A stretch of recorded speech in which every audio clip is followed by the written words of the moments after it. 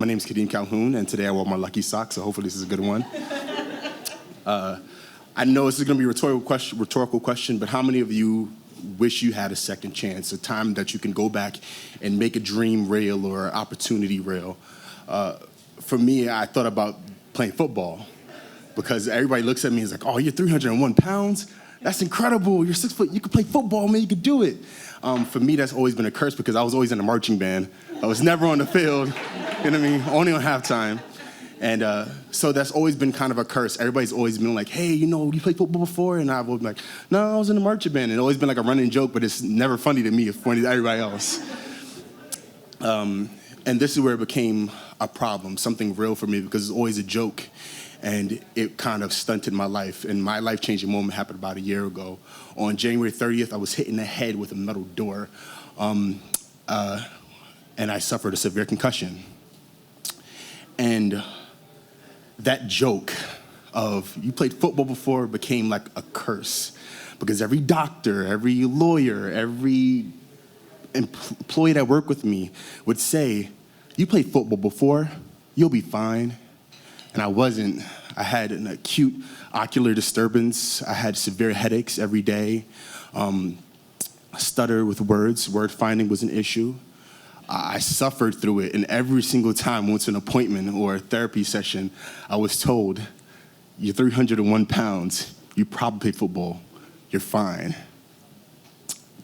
It wasn't until I met my therapist. Her name is Hannah. If you ever find a lady named Hannah, go with her immediately. She helped me, save me through a lot of my pain and struggles. She said to me, as I was sitting there trying to figure out what I'm going to do with my life, because I couldn't work. I couldn't stand on my own. I couldn't do exercises on my own. I had to be helped. She told me, why don't you paint? I'm like, paint? I can't even write my damn name. Sometimes it was hard to write stories or to find my keys. What do you mean paint? Paintbrushes are small and have really big football hands, you know? So I took her advice because obviously what I was doing wasn't enough, you know? Going to doctor's appointments weren't enough. I had to figure out what I was gonna do, and painting became something for me. I bought my first canvas, and this must be a God thing because AC Moore went out of business. So all the canvases were at least 45 or 50% off.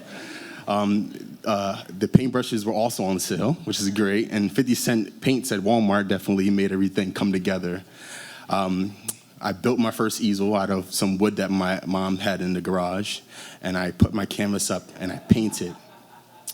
And before this, I couldn't sit down and do any activity for more than 5 to 10 minutes before I had a severe headache. And I put my paintbrush on there with yellow acrylic paint, and I painted a square.